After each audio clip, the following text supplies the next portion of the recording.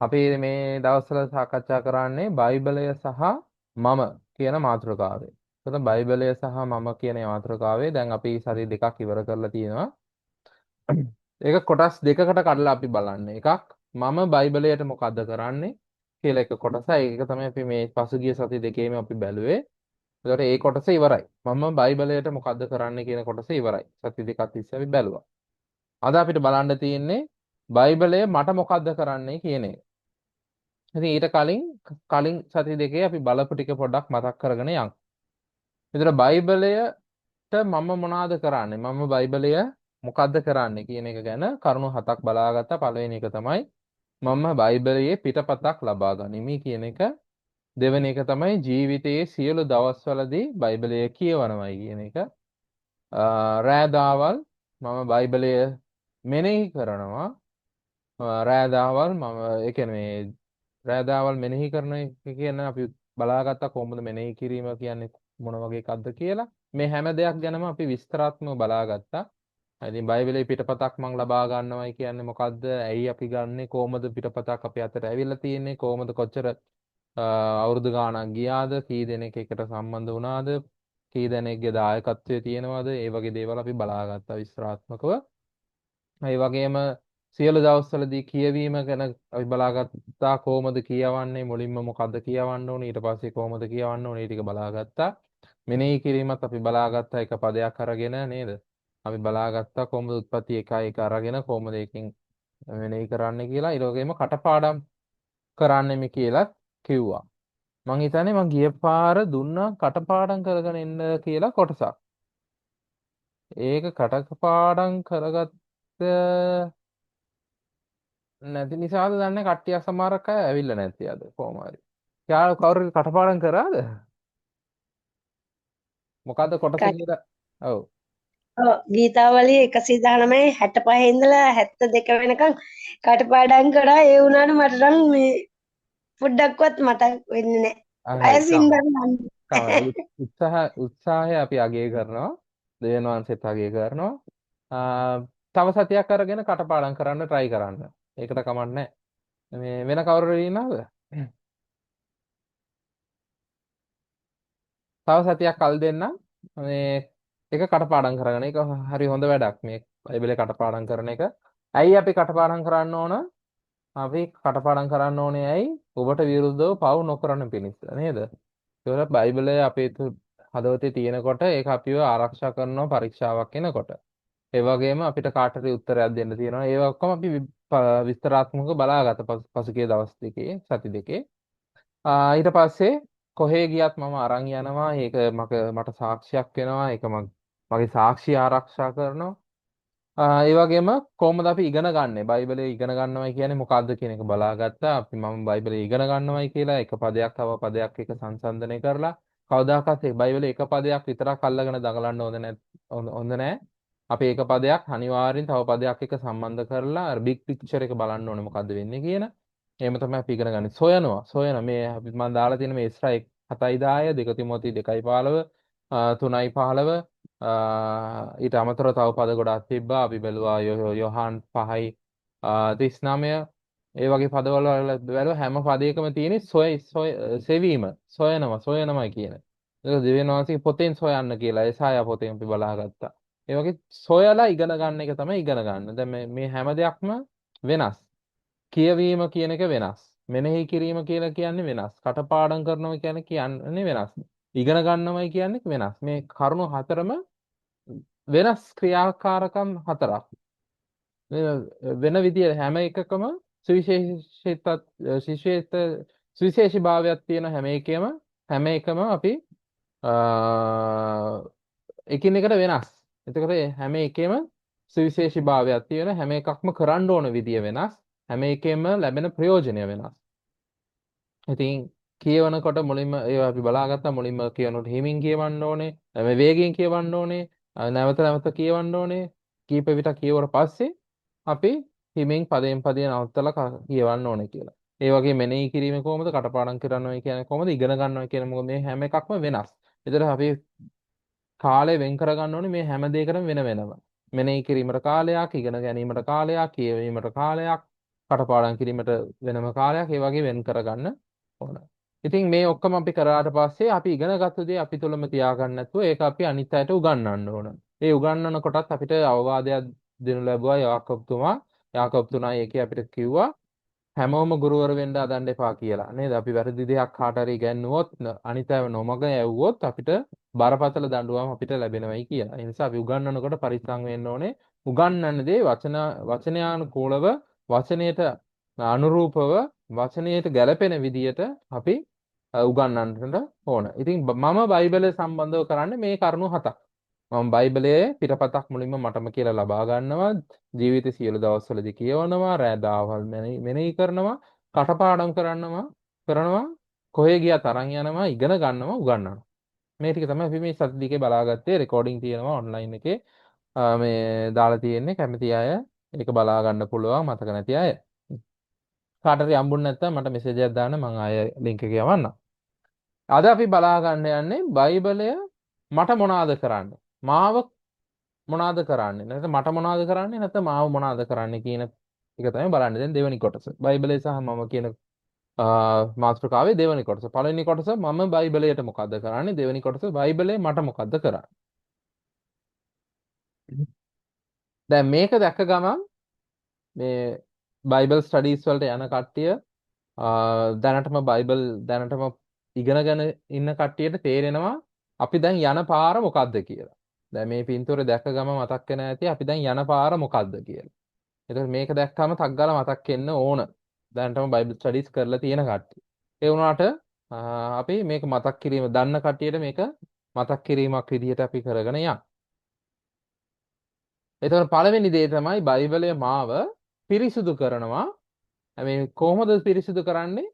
ජලයමෙන් පිරිසිදු කරනවා. බයිබලය කියවීම තුළින් මෙනෙහි කිරීම තුළින් ඉගෙන ගැනීම තුළින් බයිබලය මාව ජලයෙන් පිරිසිදු කරනවා. ඒ කියන්නේ වතුර කොහොමද අපිව පිරිසිදු කරන්නේ? අපි මොකක් හරි කැලලක් කිලුටු දෙයක් අතේ ගෑවුනාම නේද? අපි ටග්ගාලා හොද ගන්නවා. අපි කිලුටු අයින් කරගන්න අපි වතුර තමයි වැඩිපුරම පාවිච්චි කරන්නේ. ඒ වතුරෙන් තමයි අපි අපේ අපවිත්‍රතාවයන් අපේ කිලිටු අපි අයින් කරගන්න. ඉතින් ඒ වගේ බයිබලයේ දේව වචනයත් දෙවියන් වහන්සේගේ වචනයත් අපිව ජලයමෙන් වතුරමෙන් අපිව පිරිසිදු කරනවා. ඒක අපි ගත්තේ කොහෙන්ද? එපීස 5:27. අපි පොඩ්ඩක් පෙරලමු.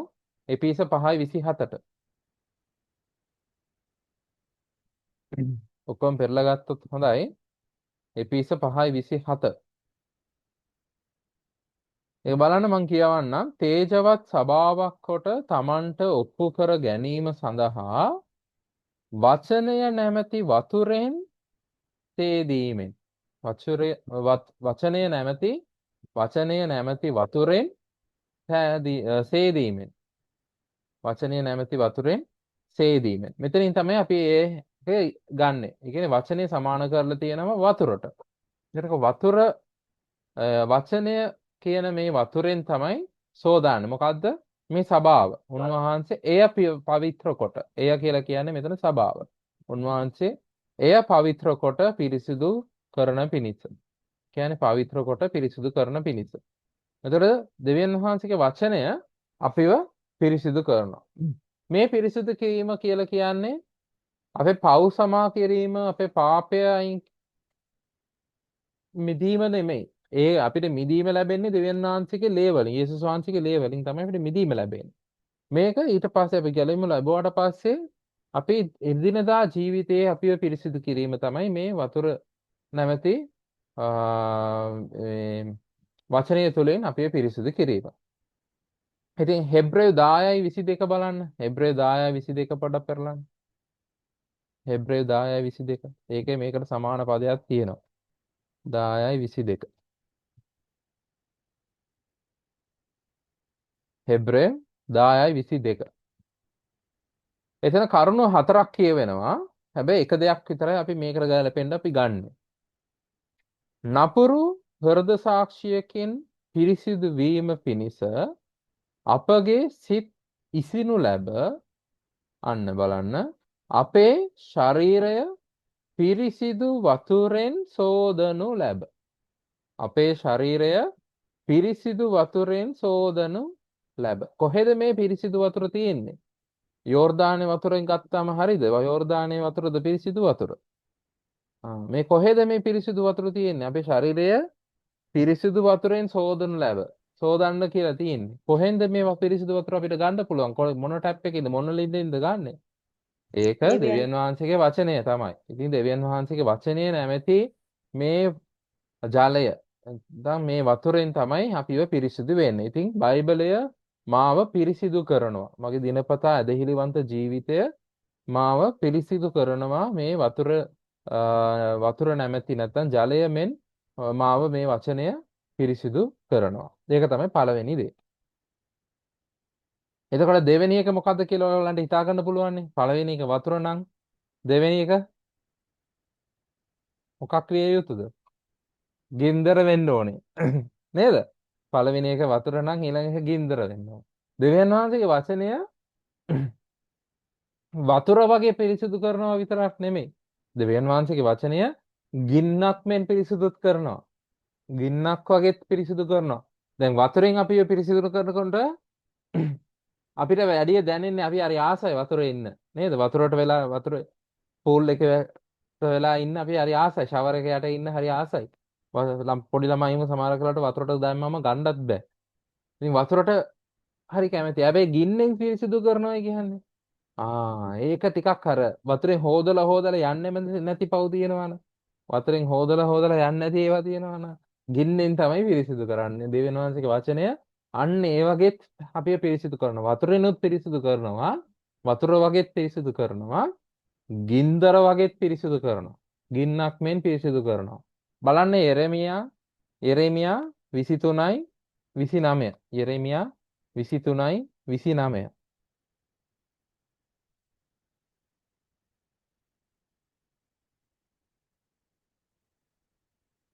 දෙවියන් වහන්සේ කියනවා මාගේ වචනය ගින්නක් මෙන්ද. මාගේ වචනය ගින්නක් මෙන්ද. ඉතින් දෙවියන් වහන්සේගේ වචනය වතුර වගේ විතරක් නෙමෙයි තියෙන්නේ. ජලය මෙන් විතරක් නෙමෙයි තියෙන්නේ. දෙවියන් වහන්සේගේ වචනය ගින්නක් මෙන් පවා තියෙනවා. ගින්නක් වගේ තියෙනවා. ඉතින් ඒකෙනුත් අපිව පිරිසිදු කරනවා. ඒකට සමාන තව පදයක් බලමු. මෙන්න මෙතන උදාහරණයක් දීලා තියෙනවා. රන් කරුවෙකුගේ ගින්න. රන් කරුවෙකුගේ ගින්න. ඒ කියන්නේ රත්තරන් හදන කෙනෙකුගේ ගින්නට සමාන කරලා තියෙනවා. බලන්න මලාකි පොතේ. මලාකි පොතට පොඩක් පෙරලන්න. මලාකි පොත කියලා කියන්නේ පරණ ගිවිසුමේ අන්තිම පොත. එහෙම නැත්නම් මතේව් පොතට කලින් පොත කියලා කියන්නත් පුළුවන්. පරණ ගිවිසුමේ අන්තිම පොත කියලා කියන්න පුළුවන්. මතේව් පොතට කලින් පොත කියලා කියන්නත් පුළුවන්. මලාකි 3 වෙනි පරිච්ඡේදයට පොඩ පෙරලා ගන්න. හරි. ඒක බලන්න දෙවෙනි 3 වෙනි පද මම කියවන්නම්. නොමුත් උන්වහන්සේ ඊමේ දවස දරන්ට පුළුවන් කාටද? උන්වහන්සේ පෙනෙන කල සිටින්ට පුළුවන් කාටද? මක් නිසාද උන්වහන්සේ රන් කරුවෙකුගේ ගින්නද? රන් කරුවෙකුගේ ගින්නද? අපුල්ලන්නන්ගේ සබන්ද මෙන්ය. උන්වහන්සේ රිදී උණු කරන 3 වෙනි පදය. උන්වහන්සේ රිදී උණු කරන පිරිසිදු කරන රිදී උණු කර පිරිසිදු කරන කෙනෙක් මෙන් සිට. මේ රන් කරුවෙක්ගේ ගින්නක්. රත්තරන් හදන කෙනෙක්. නැත්නම් මේ රත්තරන් රිදී වගේ දේවල් පිරිසිදු කරන්න පාවිච්චි කරන්නේ ගින්දර. ඒ උදුනට දාලා ඒ ගින්දරේ රත්තරන් රිදී වගේ දේවල් දැම්මම ඒව වල තියෙන ඒ අපවිත්‍ර ද්‍රව්‍ය අහක් වෙනවා. ඒක උඩට එනවා. අපවිත්‍ර ද්‍රව්‍ය උඩට එනවා. එතකොට ඒව රිදී වලින් රත්තරන් වලින් ගලවලා අයින් කරගන්න පුළුවන්. ඉතින් ඒ ගින්නෙන් තමයි ඒවා පිරිසිදු කරන්නේ. අන්න ඒ වගේ දෙවියන් වහන්සේගේ වචනය අපේ ජීවිතයේ තියෙන අපවිත්‍ර ද්‍රව්‍ය කියන්නේ කිලුට දේවල් පහ කරනවා. වතුරෙන් හොදනවා වගේම ගින්නෙනුත් දෙවියන් වහන්සේගේ වචනය අපිව පිරිසිදු කරනවා. දැන් මේක සම්බන්ධව තව ඒ කියන්නේ දෙවියන් වහන්සේගේ වචනේ ගින්නක් මෙන් තියෙනවා කියන සම්බන්ධව තව හොඳ උදාහරණයක් තියෙනවා ලූක් 24. ඒකට මම මේ දාලා තියෙන්නේ හදවත දැවෙන ගින්න කියලා. හදවත දැවෙන ගින්න. බලන්න ලූක් 24 අපි දන්නවා මං හිතන්නේ ගොඩක් අය මේ කතාව එම්මාවුස් නගරයට යන ගෝලයන් දෙන්නෙක්ගේ කතාව. ඒ දෙන්නා යේසුස් වහන්සේව අඳුරගත්තේ නැහැ මුලදී මේ යේසුස් වහන්සේ තමයි අපිත් එක්ක ගමන් කරන්නේ කියලා. ඉතින් යේසුස් වහන්සේ ලොකු සාකච්ඡාවක් ඒගොල්ලන්ත් එක්ක ගෙනියනවා බයිබල් පදය අරගෙන පරණගිවිසුමෙන් අරගෙන මෝසෙස්ගේ ලියවිලි වලින් අනාගත වතුරුන්ගේ ලියවිලි වලින් ගීතාවලිය පොතෙන් අරගෙන පද පෙන්නලා පෙන්눔 කරලා දෙනවා යේසුස් වහන්සේ මැරෙන්නට ඕනේ මේ තුන්වෙනිදා නැවත නැගිටින්න ඕනේ උන්වහන්සේ දුක් විඳීම ගැන ඔක්කොම පෙන්නලා දෙනවා. ඉතින් ඕම කතා කර කර ගෙදරට ආවට පස්සේ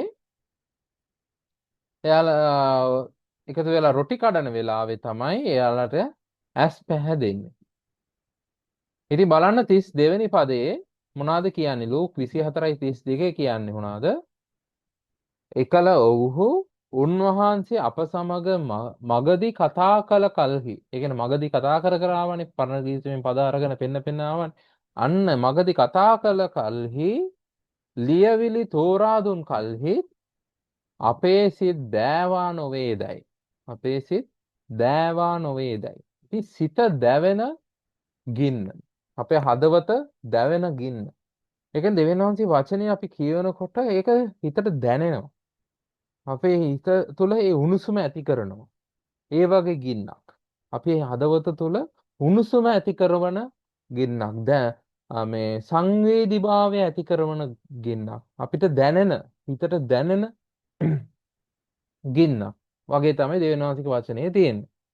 දැන් මේක සම්බන්ධව අපිට යොහාන් බෞතිස්තගෙන් අපි උදාහරණයක් ගමු. දැන් මේ කෝල් එකෙත් එක්කෙනෙක් යොහාන් කෙනෙක් ඉන්න. එයා නෙමෙයි. එයාටත් එහෙම වෙන්න පුළුවන්. අපි මේ යොහාන් බෞතිස්ත ගැන පොඩක් බලමු. යොහාන් බෞතිස්ත ඉන්නවා යොහාන් 5:35. යේසුස් වහන්සේ යොහාන් බෞතිස්ත ගැන මොනවද කිව්වේ කියලා බලන්න. යේසුස් වහන්සේ මේ යොහාන් බෞතිස්ත ගැන කිව්වා මෙන්න මේම වචනයක්. යොහාන් 5:35 යේසුස් වහන්සේ කියන යොහාන් ගැන යොහාන් බෞතිස්ත ගැන මේ ඔහු කියලා කියන්නේ යොහාන් බෞතිස්ත. එතකොට ඔහු ඇවිලෙන්නා වූ බබලන්නා වූ පහනව සිටියා. යොහාන් බෞතිස්ත කොහොමද හිටියේ? ඇවිලෙන්නා වූ බබලන්නා වූ පහන. දැන් අපි ඔක්කොම කැමති බැබලෙන්න. අපි හැමෝම බැබලෙන්න නේද? ඔක්කොම කට්ටිය අපි බලනවා නම් අපිට ප්‍රසිද්ධියක් හම්බ වෙනවා නම් අන්න ඒ වගේ බැබලෙන්න අපි හරි ආසයි. හැබැයි යොහාන් බෞතිස්ගේ තිබ්බ සුවිශේෂී භාවයක් තමයි එයා පිටතින් බැබළුණා විතරක් නෙමෙයි. එයා ඇවිලෙන්නා. එයාගේ ඇතුළාන්තයෙන් එයාට දැවිල්ලක් තිබ්බා. ඇතුළාන්තයෙන් එයාට අර උණුසුමක් තිබ්බා. ඇතුළාන්තයෙන් එයාට තිබ්බා මේ ජ්වලිත භාවයක්. දෙවියන් වහන්සේ වෙනුවෙන් කරන්න ඕනේ කියන ජ්වලිත භාවය, උණුසුම් භාවයක් ඇතුළාන්තයෙන් තිබ්බා. ඉතින් ඒ නිසා තමයි කියන්නේ ඇවිලෙන්නා වූ බබලන්නා වූ. ඉතින් ඒ වගේ ඇතුළාන්තයෙන් උණුසුම් භාවයක් අපිට ඇති කරවන්නේ මේ දෙවියන් වහන්සේගේ වචනය. අර එමාස් ගිය ගෝලයන් දෙන්න වගේම ඒගොල්ලන්ගේ හිත දැවුණා වගේම මේ යොහාන් බෞතිස්තගේ හිත මේ එයා තුල ඇවිලෙන ස්වභාවයක් තිබ්බා වගේම අපි තුලත් ඒක තියෙන්නට ඕන. ඉතින් අපි තුල ඒ උණුසුම් භාවය ඇති කරවන්නේ දෙවියන් වහන්සේගේ වචනය. දෙවියන් වහන්සේගේ වචනය. දැන් මේක ලෙවි කතාව 6:13 කියලා මම පදයක් දාලා තියෙනවා. ලෙවි කතාව පොතේ ගොඩාක් අපි දන්නවා තියෙන්නේ පූජාවන් ගැන. අපි පොඩ්ඩක් පෙරලමු ලෙවි කතාව පොතට පොඩ්ඩක්. මේකත් හොඳ පදයක් අපි කටපාඩම් කරගන්නවා නම් මේක අපි වැඩි කියවන්නේ නැති පදයක් වුණාට අපි කටපාඩම් කරගන්නවා නම් හොඳ පදයක්. පොඩි පදයක් මේක එක පේලියයි තියෙන්නේ. මේක පූජාසනය ගැන කතා කරන්නේ 6:13 ලෙවි කතාව 6:13 ලෙවි කතාව 6:13 පොඩක් පෙරලලා තියාගන්න. ඒක ලෙවි කතාව කියන බයිබලයේ 3 වෙනි පොත. උත්පත්ති පොත, නික්මයාම පොත, ලෙවි කතාව. ඒතර ලෙවි කතාව පොතේ 6 වෙනි පරිච්ඡේදයේ 13 වෙනි පදයේ කියවෙනවා මෙන්න මේව දෙයක්.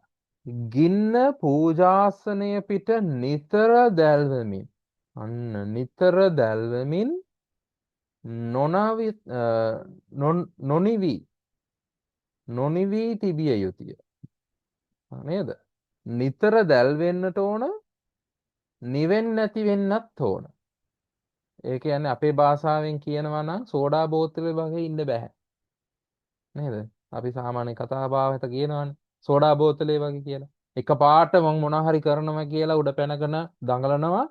දවස් ගාණක් ගියාට පස්සේ හුලම් බෑලා යනවා. ඒ වගේ ඉන්න බෑ. නිතර දැල්වමින් හැමතිස්සෙම ඒ ජොලිතභාවය පවත්වා ගන්න ඕනේ. හැමතිස්සෙම ඒ දැල්වීම, ඒ ඇවිලෙන ස්වභාවය තියෙන්නට ඕනේ. ඉතින් නොනිනිවි නිවෙන්නේ නැතිව නිවෙන්න දෙන්නේ නැතුව ඒ උණුසුම් භාවය, ඒ ජ්වලිත භාවය දිගටම තියාගන්නට ඕන. ඉතින් ඒ උණුසුම් භාවය අපිට දෙන්නේ දෙවියන් වහන්සේගේ වචනය. ඉතින් දෙවියන් වහන්සේගේ වචනේ කියවන්න ඒ අපේ හදවත් දැවෙනවා. අපේ හදවත් දැවෙනවා ඒ වචනය තුලින්. ඉතින් ඒ වචනය අපිව උණුසුම් කරනවා. අපිව ඇවිලෙන බබලන පුද්ගලයන් බවට පත් කරනවා. ඉතින් ඒක රන් කරුවෙකුගේ ගින්නමෙන් දෙවියන් වහන්සේගේ වචනේ අපිව පිරිසිදු කරනවා.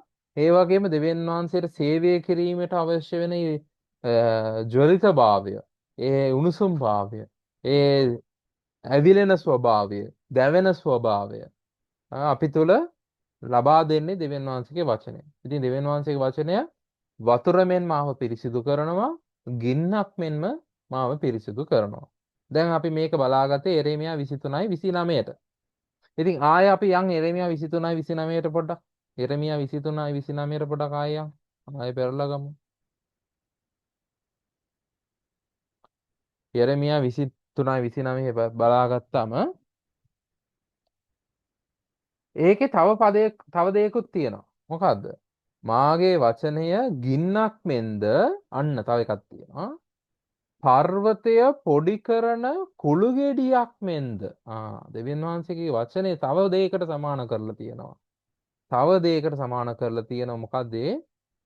පර්වතය පොඩි කරන කුළු ගෙඩියක්. අන්න ඒක තමයි අපේ තුන්වෙනි කාරුණාද. අපි බලාගන්න තුන්වෙනි කරුණ අන්න ඒක. මේ කුළු ගෙඩිය පොඩ්ඩක් පොඩි වගේ උනාට දෙවියන් වහන්සේ වචනේ මීට වඩා ශක්තිමත්. හරිද? මේක මේ AI වලින් ජෙනරේට් කරලා ගත්ත එකක්. මේක ඉතින් පොඩි මේක දැක්කම නිකන් ළමයි සෙල්ලම් කරන කුළු ගෙඩියක් වගේ පේන්නේ. ඒ වුණාට දෙවියන් වහන්සේගේ වචනේ ඊට වඩා බලවත්. නේද? ඉතින් ඒක පර්වත කුඩු කරන පොඩි කරන පර්වත පොඩි කරන කුළු ගෙඩියක්. ඉතින් ඒක මට කොහමද මාව ඉතින් පොඩි කරලා චප්ප කරලා දානව එහෙමද? මාව බිඳිනවා කියලා මම මෙතන දාලා තියෙන්නේ. දවයි වලේ මාව බිඳිනවයි කියලා. ඒකට හේතුව මොකද්ද? ඒක අපිට තේරුම් ගන්න පුළුවන් එසේකියල් 36යි 26 කියවුවොත්. එසේකියල් 36 26 කියවුවොත් අපිට මේක තව පොඩක් වැඩිපුර තේරුම් ගන්න පුළුවන්. එසේකියල් පොත තියෙන්නේ අපි දැන් බැලුවා යෙරෙමියා පොත බැලුවානේ. යෙරෙමියා පොතට පස්සේ විලාප ගී පොත ඊට පස්සේ එසේකියල් පොත. ඒ එසේකියල් පොතේ 36 වෙනි පරිච්ඡේදයේ 26 වෙනි පදය. 36යි 26. අන්න දෙවියන් වහන්සේ කියනවා මම අලුත් සිතක් නුඹලාට දී අලුත් ආත්මයක් නුඹලා තුල තබා ඔන්න බලා ගන්න නුඹලාගේ මාංශයෙන් ගල් සිත අන්න අපි කලින් බැලුවානේ එරේමියා පොතේ පර්වත පොඩි කරනවා කියලා. මෙතන තියෙන ගල් සිත කියලා. ගල් සිත පහ කොට. ඒ කියන්නේ පර්වත පොඩි කරන කුළු ගෙඩිය කියලා කිව්වම අපේ ගල්සිත පොඩි කරන, අපේ ගල්සිත පහ කරන, අපේ ගල්සිත බිඳින, අපේ ගල්සිත පොඩි කරන වචනය තමයි දෙවියන් වහන්සේගේ වචනය. ඉතින් අපේ ගල්සිත පහකොට මාංශමය වූ සිතක් නුඹලාට දෙන්නේ. ඉතින් දෙවියන් වහන්සේ අපේ ගල්සිත පොඩි කරලා පහ කරලා අපිට මාංශමය වූ සිතක් අපිට දෙන්න උන්වහන්සේගේ වචනය පාවිච්චි කරනවා. අපි සමහරක් වෙලාට මොරණ්ඩුයි. අපි සමහරක් වෙලාට අකීකරුයි නේද? අපි ගොඩාක් දුරට ආත්මාර්ථකාමී මං හිතන දේ තමයි කරන්න ඕනේ කියලා. ඒ වගේ දැඩි සිත්. ඒවට කියන්නේ දැඩි සිත්. ඒ වගේ ගල් සිත්. ඒ වගේ පර්වත බිඳින්න පුළුවන් දෙවියන් වහන්සේගේ වචනයට. ගල් සිත් බිඳින්න පුළුවන් දෙවියන් වහන්සේගේ වචනයට. හොඳම උදාහරණය මම මෙතන උදාහරණ දාලා තියෙන පස්සේ. හරි. නිනිවේ නිනිවේ ජනතාව නිනිවේ ජනතාව නිනිවේ ජනතාව දන්නවද නිනිවේ කියන්නේ මොකද්ද කියලා? මතක් වෙනවද? අපිට යෝනාගේ කතාවක් තියෙනවා නේද? යෝනාගේ කතාවක් තියෙනවා. යෝනාගේ කතාවේ යෝනාට කියනවා නිනිවය කියන නගරයට ගිහිල්ලා මේ මිනිසුන්ට කියන්න මේ අපි මම ඔයගොල්ලව විනාශ කරන්න යන්නේ උඹලාට විනිශ්චයෙන්ද යන්නේ දඬුවමෙන්ද යන්නේ කියලා කියන්න කියලා යෝනාව යවනවා. යෝනා අකමැති වුණාට දෙවෙනි පාර කොහොම හරි යනවා.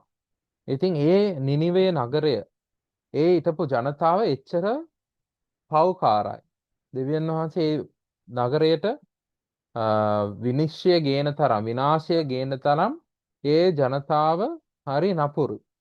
ඒවැනි මිනිසුන් දෙවියන් වහන්සේගේ වචනය යෝනා ගිහිල්ලා කිව්වම මොනවද කරේ? දෙවියන් වහන්සේගේ වචනේ මේ මිනිස්සු ඇහුවම මොකද්ද කරේ? අපි පොඩ්ඩක් පෙරලලා බලන්න ඕනේ පොත. යෝනාගේ පොත පොඩ්ඩක් පෙරලලා බලන්න ඕනේ. යෝනාගේ පොත පොඩ්ඩක් පෙරලා ගන්න. තුන්වෙනි පරිච්ඡේදය. යෝනාගේ පොත තුන්වෙනි පරිච්ඡේදය පොඩ්ඩක් පෙරලා ගන්න. යෝනාගේ පොතේ තුන්වෙනි පරිච්ඡේදයේ පොඩ්ඩක් පෙරලා ගත්තාම හතරවෙනි පදය බලන්න.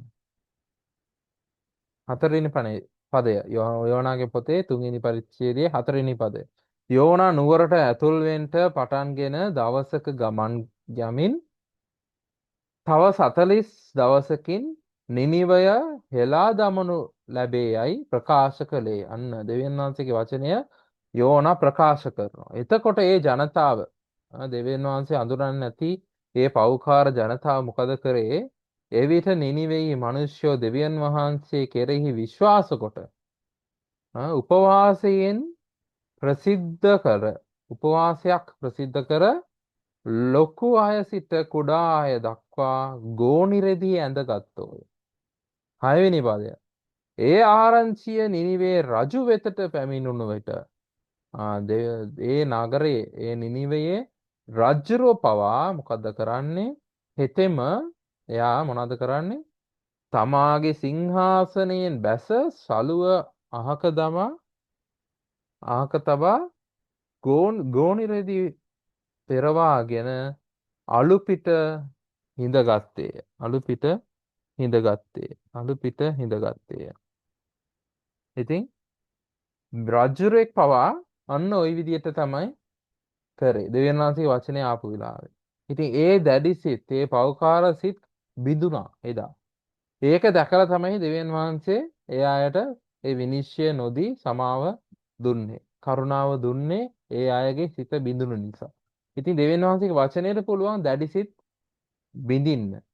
ඒ නිසා අපිට අවවාදයක් දීලා තියෙනවා හෙබ්‍රේව 3:15.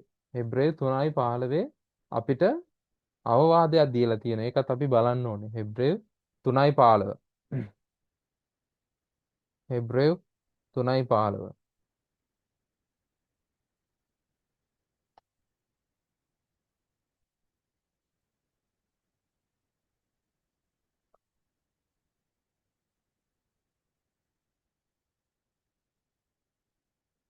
තමයි වෙන සිංහලෙන් 14 තියෙන්නේ.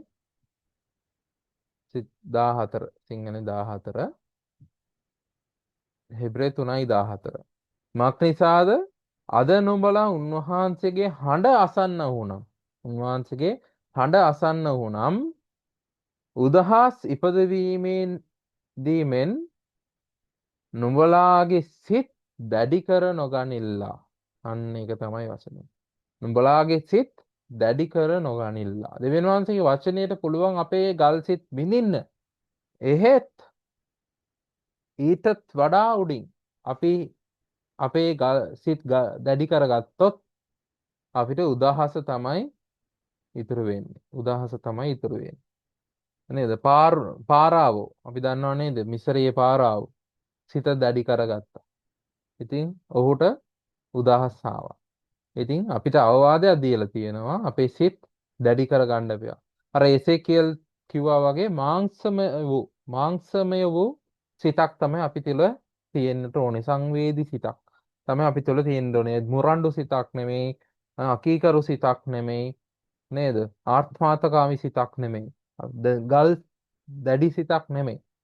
බිඳුනු ලැබුවා වූ මාංශමය වූ සංවේදී වූ සිතක් අපිට තියෙන්නට ඕන. ඉතින් දෙවියන් වහන්සේගේ වචනේ මාව බිඳිනවා. මගේ ගල් සිත් පොඩි කරනවා. අන්න ඒක තමයි තුන්වෙනි එක. දෙවියන් වහන්සේගේ වචනේ වතුරෙන් මාව පිරිසිදු කරනවා, ගින්නක් මෙන් මාව පිරිසිදු කරනවා. ඒ වගේම කුළු ගෙඩියක් මෙන් මාව බිඳිනවා. මේක තුන්වෙනි එක. අද දවසට අපි හතරයි බලා ගන්න යන්නේ. ඔක්කොම හතක් තියෙනවා. හැබැයි අපි හතරයි බලා ගන්න යන්නේ. හරිද? මේක තමයි හතරවෙනි එක. මේක පදය කියන්න බලන් කවුරුරි මේක පින්තූරේ දැක්ක ගම මතක් වෙනවද කියලා? ප්‍රසිද්ධ හෙබ්‍රෙව් වචන. 4:12. අන්න හරි. හෙබ්‍රේව් 4:12. හෙබ්‍රේව් 4:12. අපි පොඩක් පෙරලා ගමු මේකට. ඒක හොඳ ප්‍රසිද්ධ පදයක්. හැබැයි විස්තර ගොඩක් තියෙනවා ඒකේ. 4:12. අද දවසට අපි බලා ගන්න යන්නේ මේක තමයි අන්තිම කාරණාව. හරි. එතකොට මේ හෙබ්‍රේව 4:12 කියන්නේ මක් නිසාද දෙවියන් වහන්සේගේ වචනය ජීවමානය බලවත්ය කොයිම දෙමුවත් කඩුවකටත් වඩා දෙවියන් වහන්සේගේ වචනය සමාන කරලා තියෙන්නේ දෙමුවත් කඩුවකට කොයිමත් කොයිම දෙමුවත් කඩුවකටත් වඩා තියුණුය ප්‍රාණය හා ආත්මය ද සංධි හා ඇටමිදුළුද වෙන් කරන තරමට කාවදින්නේ අන්න කාවදින්නේ මම මෙතන මගේ සිතට ඇනෙයි කියලා තිබ්බට මගේ සිතට කාවදී කියලා කියන්නත් පුළුවන් මගේ සිත පසාරු කරගෙන යයි කියලා කියන්න පුළුවන් මගේ අභ්‍යන්තර අවයවයන් පසාරු කරගෙන යයි මගේ සිතට කාවදී කියන වචනයත් අපිට පාවිච්චි කරන්න පුළුවන්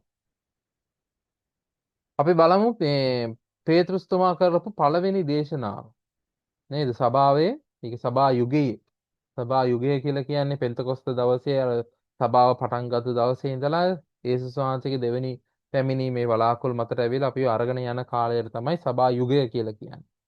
ඉතින් මේ සභා යුගයේ පළවෙනි දේශනාව පේතෘස්තුමා කරේ ක්‍රියාපොතේ දෙවෙනි පරිච්ඡේදයේ. මේ දේශනාව අවසන් වෙනකොට මොකද වුනේ බලන්න ක්‍රියාපොතේ දෙවෙනි පරිච්ඡේදයේ. ක්‍රියාපොතේ දෙවෙනි පරිච්ඡේදයේ 37 නේද? 2:37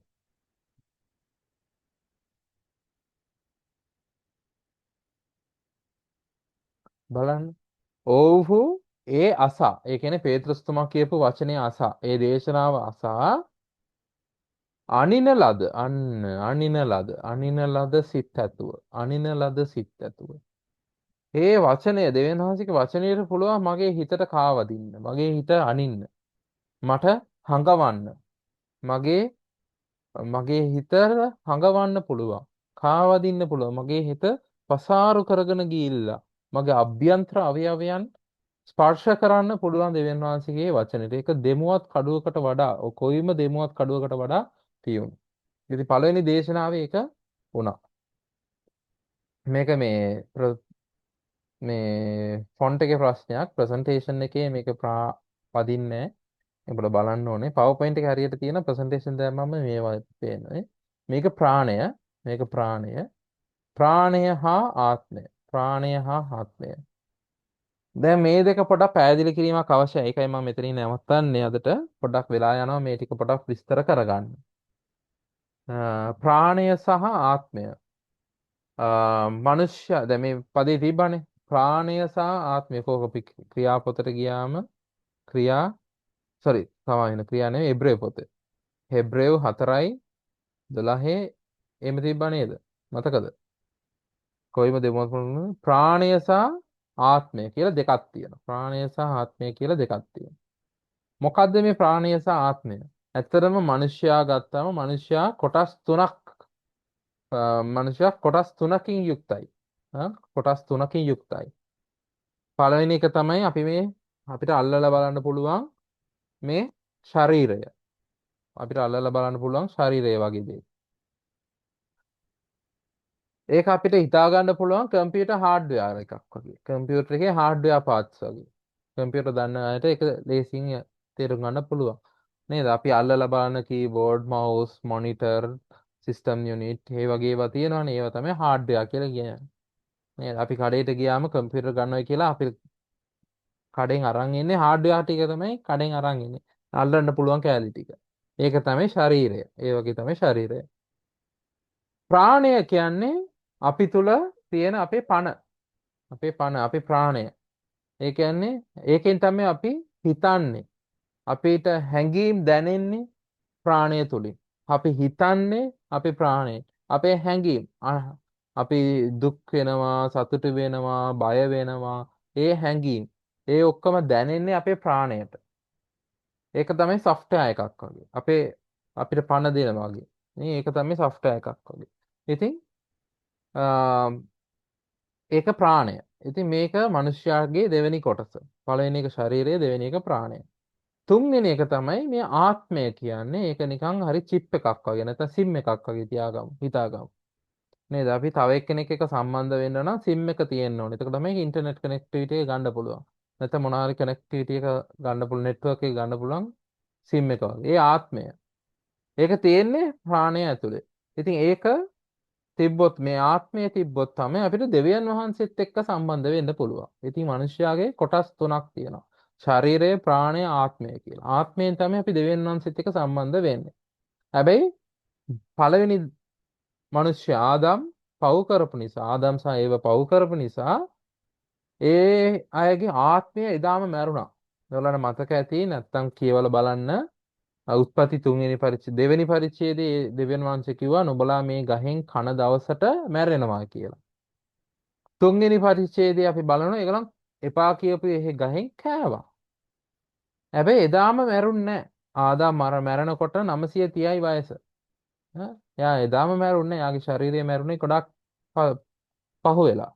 හැබැයි දෙවියන් වහන්සේ මොනවද කියන්නේ? නුඹලා මේ ගහෙන් දෙවෙනි පරිච්ඡේදයේ කිව්වේ නුඹලා මේ ගහෙන් කන දවසට මැරෙනවා. ඒ මැරුණේ ඒ ආදම්ගේ ආත්මය. ආදම්ගේ ඒ වගේම ආත්මය තමයි මැරුණේ.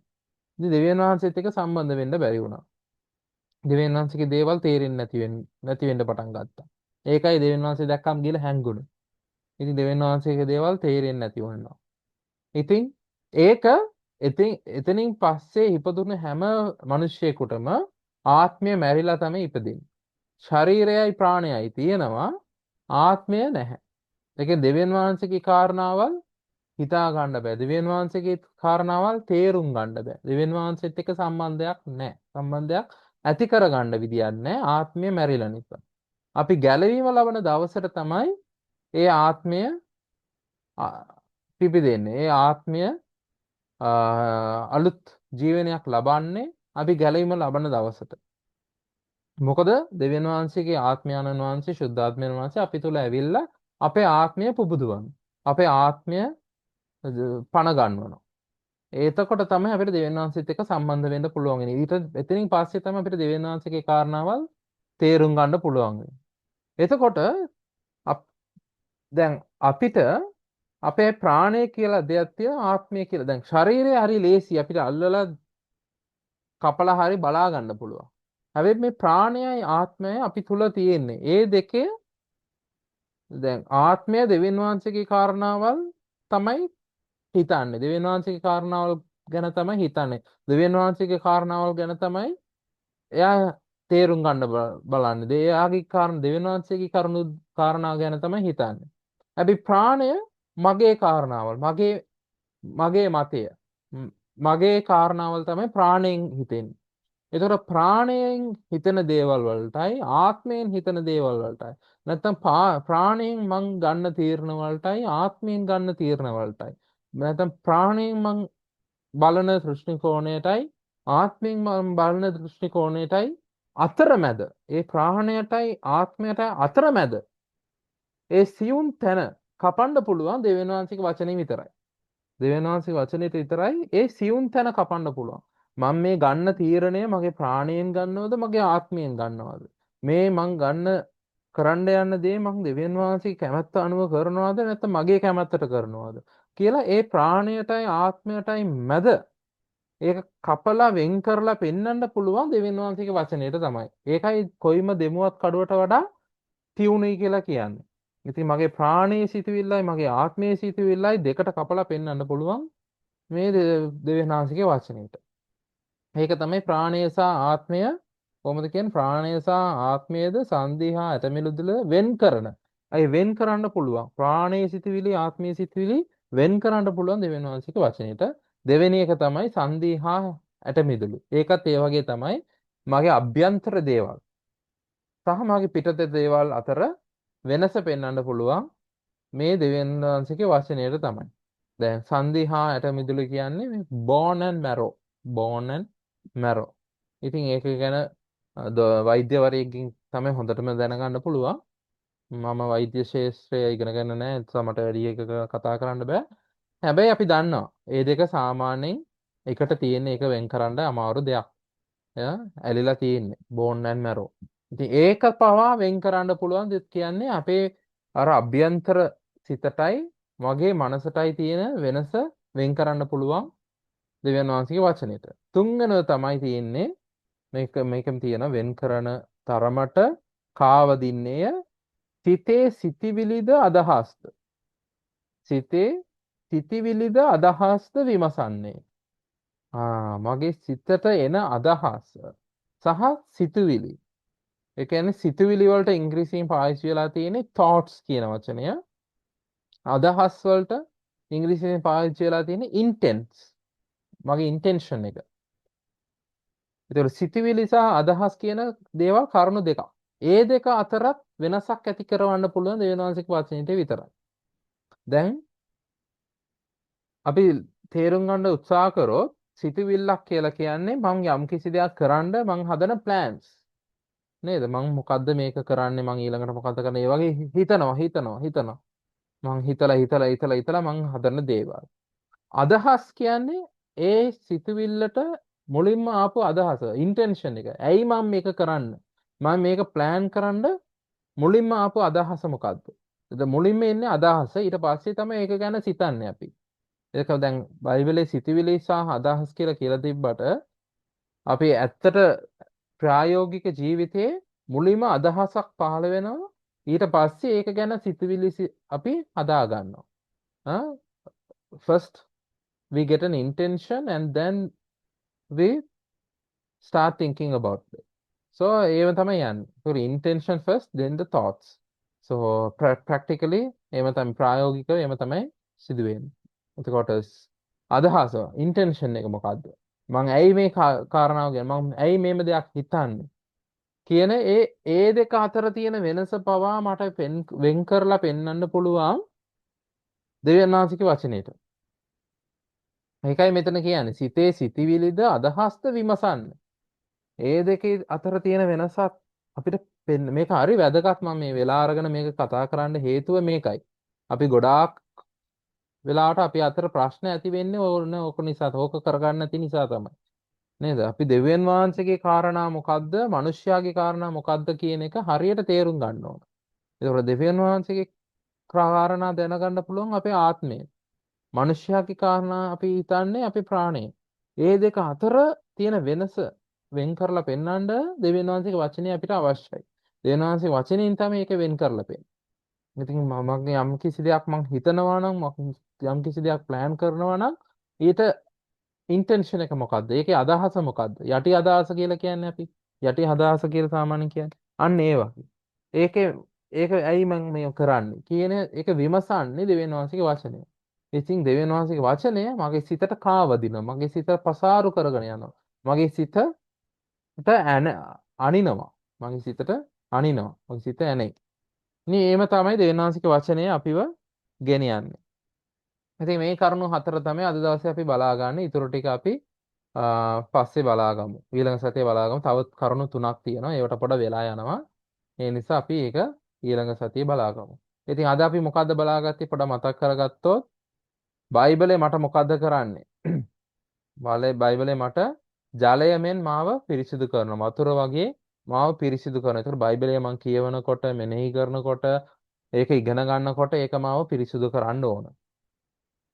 නේද? ඒ වගේම මට දැඩි කිලුට භාවයක් ඇබ්බැහිවීමක් තියෙනවා නම් ගින්දරමෙන් මාව පිරිසිදු කරන්නත් දෙවියන් වහන්සේගේ වචනයට පුළුවන්. දෙවියන් වහන්සේගේ වචනයට පුළුවන් ගින්දරමෙන් මාව පිරිසිදු කරන්න. ඔයගොල්ලන් කියවලා බලන්න පුළුවන් නම් ගීතාවලිය 29 ගීතාවලිය 29 කියවලා බලන්න දෙවියන් වහන්සේගේ වචනයට තියෙන නැත්නම් දෙවියන් වහන්සේගේ හඬට තියෙන බලය කොහොමද කියලා. අපූර්වට විස්තර වෙනවා. විස්තර කරලා තියෙනවා අපූර්වට දෙවියන් වහන්සේගේ වචනයට දෙවියන් වහන්සේගේ හඬට තියෙන බලය කොයි වගේද කියලා ගීතාවලිය 29. ඉතින් දෙවියන් වහන්සේගේ වචනයට පුළුවන් ගින්නක් මෙන් ගින්දරයක් වගේ මගේ හිත පිරිසිදු කරන්න. ඒ වගේම මගේ හිත උණුසුමින් තියාගන්න. ඒ ජ්වලිත භාවය මා තුළ ඇති කරවන්න දෙවියන් වහන්සේ වෙනුවෙන් කැපවීමක් නොනිවි තිබෙනා වූ ඒ කැපවීමක් මා තුළ ඇති කරවන්නට දෙවියන් වහන්සේගේ වචනයට පුළුවන්. ඒ වගේම මගේ ගල්සිත බිඳින කුළු ගෙඩියක් මෙන් තියෙනවා. මගේ මොරණ්ඩු සිත් මගේ ගල්සිත බිඳිනවා. ඒ වගේම බලාගත්තා මගේ ප්‍රාණය සහ මගේ ආත්මය අතර මාගේ සංදී හා ඇටමිදුළු අතර මාගේ සිතුවිලි සහ අදහස් අතර වෙනස ඇති කරන්න පුළුවන් වෙනස පෙන්වා දෙන්න පුළුවන් මාව මට අනින්න පුළුවන් මගේ හිතට කාවදින්න පුළුවන් මගේ හිත පසාරු කරගෙන යන්න පුළුවන් දෙවියන් වහන්සේගේ වචනෙට තමයි. ඉතින් අද දවසට එච්චරයි. කාට හරි මොනවා හරි ප්‍රශ්නයක් එහෙම තියෙනවා නම් අහන්න පුළුවන්.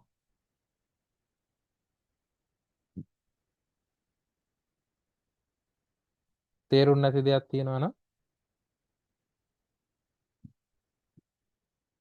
ආය නැවත කියන්න ඕන දෙයක් තියෙනවා නම් ප්‍රශ්නයක් තියෙනවා නම් අහන්න පුළුවන්.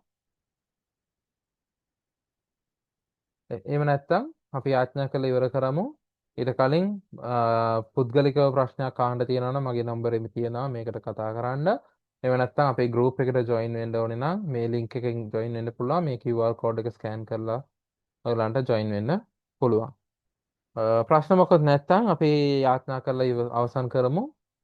යොහන් ආර පුළුවන් ද යාඥා කරන්න? හරිවරයි. හරි thank you.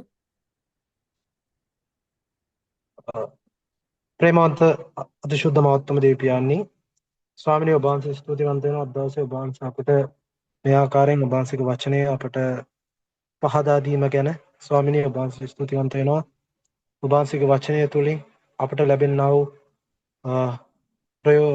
ප්‍රයෝජන ඒ වගේම සම ලැබෙනා වූ උපදෙස් ඔබ වහන්සේ ස්තුතිවන්ත වෙනවා ඒ ගැන ස්වාමිනේ අපගේ හදවත් ස්පර්ශ කරන්නා වූ වචනය ඔබ වහන්සේ අපිට නිතිපතා කියවන්න ඒවා මෙනෙහි කරන්නට ඔබ වහන්සේ පුළුවන්කම ලබා දුන මැනව ස්වාමිනේ ස්වාමිනේ ඔබ වහන්සේ ස්තුතිවන්ත වෙනවා ඔබ වහන්සේගේ දාසය තුලින් අපට කතා කරන එක ගැන ස්වාමිනේ ඉතින් මේ බයිබල් අධ්‍යයනයේ ස්වාමිනේ අද දවසේ යම් කිසි කෙනෙක්ට එන්න බැරුණේ නම් ස්වාමිනේ ඔන්න අප මැදට ඊළඟ සතිය ගෙනා මැනව ස්වාමිනේ අපි ඊළඟ සතියේ නැවත හමු වෙන තෙක් ස්වාමිනේ අප සියලු දෙනා සමග සිටිය මැනව කියා ඉල්ලා සිටිනවා මේ සියලු දේවල් ඔබ වහන්සේගේ දයාතර බාර කරන්නේ ගැලවුම්කාර ස්වාමී වූ යේසුස් ක්‍රිස්තුස් වහන්සේගේම නාමයෙන්.